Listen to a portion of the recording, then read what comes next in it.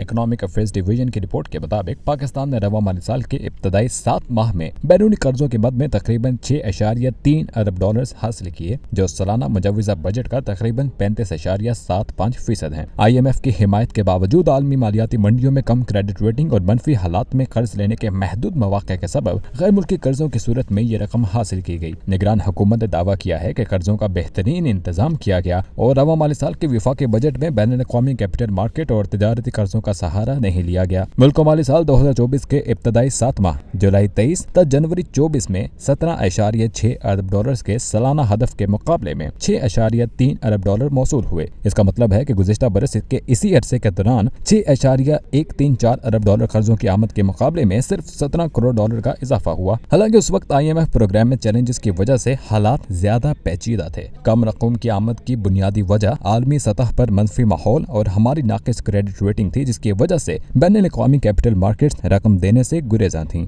यही वजह है कि यूरो बॉन्ड्स शुरू करने का 1.5 अरब डॉलर का मंसूबा बैनुल-अक़वामी कैपिटल मार्केट्स की ज्यादा शरह सूद और मुल्क की कम क्रेडिट रेटिंग के बाइस मौखर कर दिया गया। रवा माली साल के लिए 1.5 अरब डॉलर के बॉन्ड्स के अलावा 4.5 अरब डॉलर के मजीद गैर मुल्की तिजारती कर्जों का हदफ भी बजट में रखा गया, लेकिन करंट अकाउंट खसारे में कमी के बायस इस पर अमल दरामद नहीं किया गया। दिसंबर के 1.62 अरब डॉलर के मुकाबले में जनवरी में कुल रकूम की आमद 33 करोड़ 10 लाख डॉलर रही, जो तकरीबन 5 गुना कम है, जबकि नवंबर में 41 करोड़ 60 लाख डॉलर के कर्जे मिले थे। दिसंबर 2023 में 3 बड़े कसीर अलजहती कर्ज दहिंदगान की तरफ से कर्जे दिए गए, जिनमें आलमी बैंक की जानिब से 63 करोड़ 80 लाख डॉलर, एशियाई तरक्याती बैंक की जानिब से 46 करोड़ 90 लाख डॉलर और एशियन इंफ्रास्ट्रक्चर इन्वेस्टमेंट बैंक की जानिब से 25 करोड़ 50 लाख डॉलर के कर्जे शामिल हैं। गैर मुल्की कर्ज का डाटा जो इकोनॉमिक अफेयर्स डिवीजन ने जारी किया है में IMF की उन 2 अक़सात को शामिल नहीं किया गया जिनकी मजमूई मालियत 1.9 अरब डॉलर है। जहां तक ईरान पाकिस्तान गैस पाइपलाइन का जिक्र है तो इस हवाले से मैंने मुतअद्दिद कॉलम लिखे हैं कि इस मंसूबे की तकमील से मुल्क में तवानाई के मसाइल हल होने में मदद मिल सकती है। निगरान हुकूमत ने इस हवाले से मुस्बत इक़दामात किए हैं। काबीना की तवानाई कमेटी ने 80 किलोमीटर पाइपलाइन की तामीर की मंजूरी दे दी है। पहले मरहले में ये पाइपलाइन ईरानी सरहद से गवादर तक बिछाई जाएगी। इस मंसूबे से मुल्क की तवानाई की जरूरियात पूरी करने में बड़ी मदद मिल सकती है और न सिर्फ एनर्जी सिक्योरिटी बल्कि मुकामी सनत का एतमाद भी बढ़ सकता है।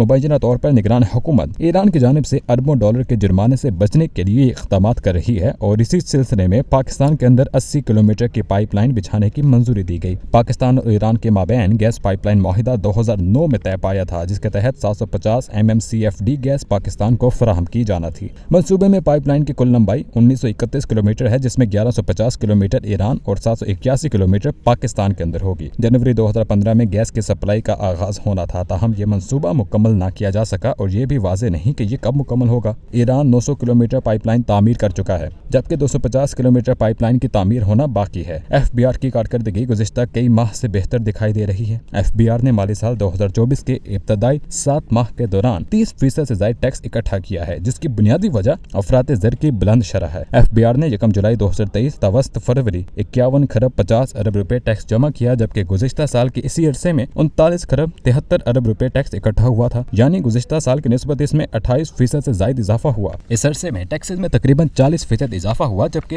इंपोर्ट ड्यूटी और दीगर लीवीज की मद में 16% का इजाफा देखा गया। दरामदी टैक्सेस बढ़ने के रफ्तार में सुस्त रवि की मुख्तलिफ वजूहात हैं, जिनमें वक्त के साथ ड्यूटी में कमी, जबकि स्टेट बैंक की जानिब से दरामदात को महदूद करना भी शामिल है। ताहम दरामदात से महसूलात की वसूली 151 अरब रुपए रही, जिसकी वजह दरामद कदर में बेहतरी के असरात हैं। इंसदाद स्मगलिंग मुहिम से माली साल 2023 के मुकाबले में रवा माली साल ड्यूटी में तकरीबन 69% का इजाफा हुआ। बलूचिस्तान में कस्टम फोर्स को बढ़ाकर इंसदाद स्मगलिंग कोशिशों को मजीद बेहतर बनाने के इम्कानात मौजूद हैं। बलूचिस्तान में इस वक्त महज 378 एहलकार तैनात हैं। मुकामी टैक्सेस से रेवेन्यू इकट्ठा करना एक मुस्बत तब्दीली है। रवा माली साल में मजमूई आमदन में मुकामी टैक्सेस का हिस्सा 64% है, जिसकी बुनियादी वजह महंगाई की शरह का लगभग 30% होना है, जबकि दरामदी टैरिफ का हिस्सा जो 3 साल पहले 50% था, अब कम होकर 36% पर आ गया है। माली साल के इब्तदाई 7 माह में इनकम टैक्स कलेक्शन में 40% का इजाफा हुआ, जबकि बैंकों, पेट्रोलियम مصنوعات، ٹیکسٹائل، توانائی، غذائی اشیاء اور خدمات کے شعبے سے بھی زیادہ ٹیکس اکٹھا ہوا۔ غیر معمولی مہنگائی کے باوجود سیلز ٹیکس کی مد میں 19% تک اضافہ ہوا، جبکہ ایکسائز ڈیوٹی کی مد میں 61% زیادہ ریونیو اکٹھا کیا گیا۔ یہ زیادہ تر ٹیکسز تمباکو، سیمنٹ، مشروبات، ایئر لائنز، کھاد اور آٹو سیکٹر سے وصول کیے گئے۔ اگرچہ ابھی تک نئی حکومت قائم نہیں ہو سکی، تاہم IMF نے اندیہ ظاہر کیا ہے کہ وہ شہریوں کی خوشحالی یقینی بنانے اور معیشت کو مستحکم رکھنے کے لیے نئی حکومت کے ساتھ مل کر کام کرنے کے منتظر ہیں۔ نئی حکومت کو آتے ہی IMF کے پاس جانا ہوگا۔ ایسے حالات میں ملک کو اندرونی استحکام کی سخت ضرورت ہے، لیکن ایسا ہوتا دکھائی نہیں دے رہا۔ تحریک انصاف کی جانب سے ایک مرتبہ پھر IMF کو لکھا گیا خط موضوع بحث ہے۔